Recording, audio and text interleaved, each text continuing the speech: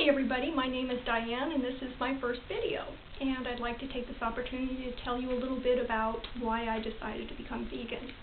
I pretty much grew up on the standard American diet, and it was something I never really questioned or thought about much.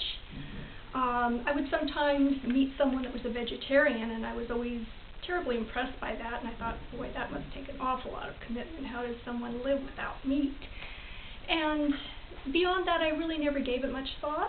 And then I began reading and learning more about the horrors of factory farming, and I was just appalled by everything I learned.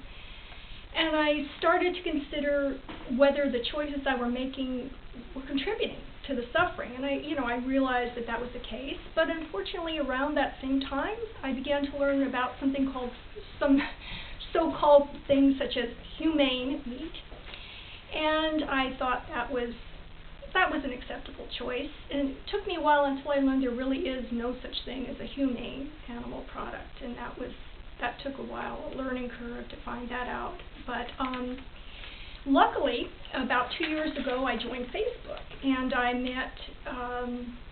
I was friended by several vegans, and they began posting articles and videos all about veganism, and I began to learn more. And until then, I didn't really know why someone would choose to be vegan. I knew they didn't consume animal products. I just had no idea why, and I thought, well, actually that's kind of silly. I mean, what's the harm? The animal isn't hurt. So actually, frankly, I thought vegans were just a little bit goofy, a little bit extreme, and it wasn't until I began to really learn the reasons behind it that I began to see why it was indeed a very powerful choice to make. As I continued to learn more, I knew I was going to have to make some changes, if I wanted to live with myself.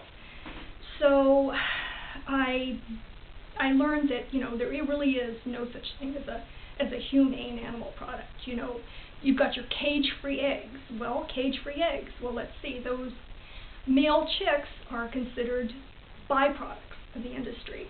And one of two things happens. They are ground up alive, which must be terrible, and the other awful way they are disposed of, is what the industry calls it, is to stuff them into large trash bags and allow them to suffocate.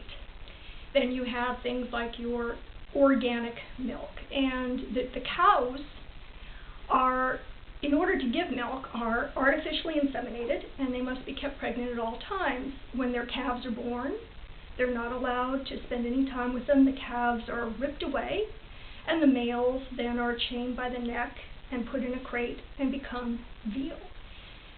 Those were some really profound things I learned that led me to believe I really cannot continue to make the same choices if I want to live my values and live an ethical life. So as much as I'd love to tell you right now that as soon as I learned that, I stopped and I changed, sadly that wasn't the case. I had to do a lot of self-reflection and very gradually tapered off on my diet until a few months later I was ready. And I made the commitment to become fully vegan, and I knew it was a lifetime commitment, and I've got to tell you that there was really nothing quite as powerful or as wonderful a feeling the day I knew that I had finally made that decision and finally was a vegan. It was just an amazing, amazing feeling. And now I know that my actions are aligned with my values.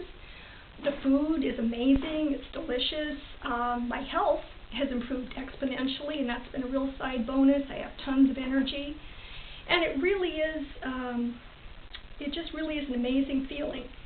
And but the best part really is knowing that no innocent sentient beings have been harmed because of me, and that's just an incredible way to live.